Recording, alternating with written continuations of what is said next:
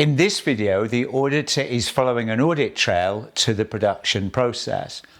In the audit planning, the auditor had reviewed the process FMEA and control plan and had identified that the product being manufactured, which was used in an active vehicle drive control system, was defined as having product safety requirements and product special characteristics.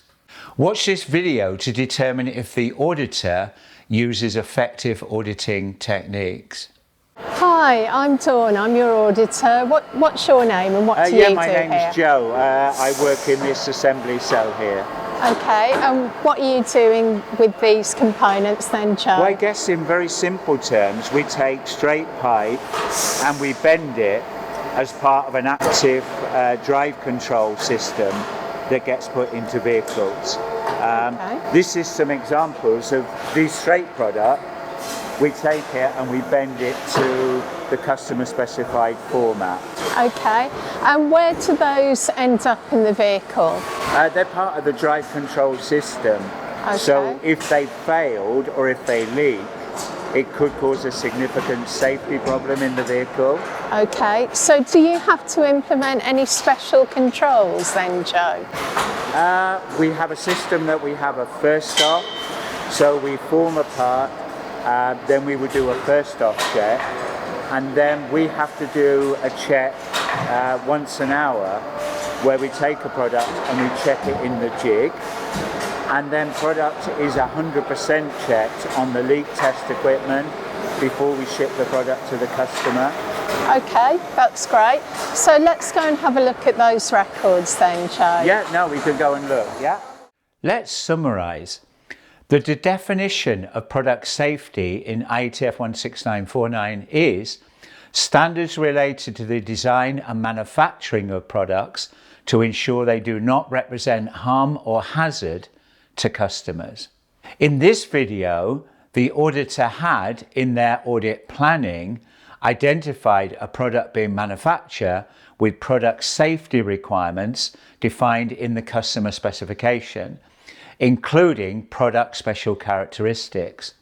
By doing effective audit planning, this can help the auditor focus on the areas of the highest risk. The auditor followed the trail to the shop floor to see the monitoring strategies that were implemented, focused on the special characteristics. By asking open audit questions to the operator, the auditor gathered information on the controls implemented, including a first off, 1 part check per hour, and 100% leak test.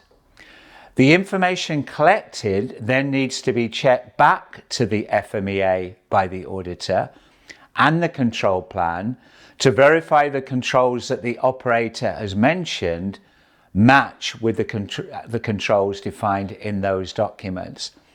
And then the auditor should either watch the checks being performed or review the actual records of the inspection checks to ensure compliance.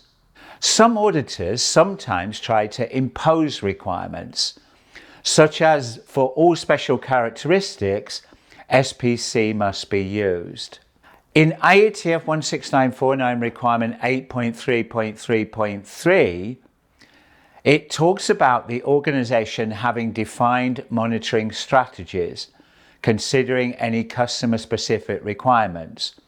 But this doesn't necessarily say it has to be statistical process control. Let's summarise with the key learning points. Doing good audit planning can help focus on the areas of the highest risk doing any audit.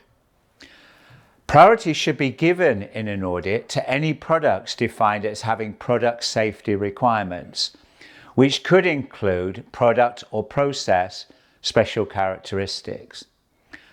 Audit trails should be followed to the shop floor to verify the implemented monitoring strategies related to product safety requirements, including where there might be special characteristics. Any IATF 16949 audit should include questions to those working within the process. So for example, in this video, talking to the operators performing the work, it shouldn't just be with the quality manager or the area management.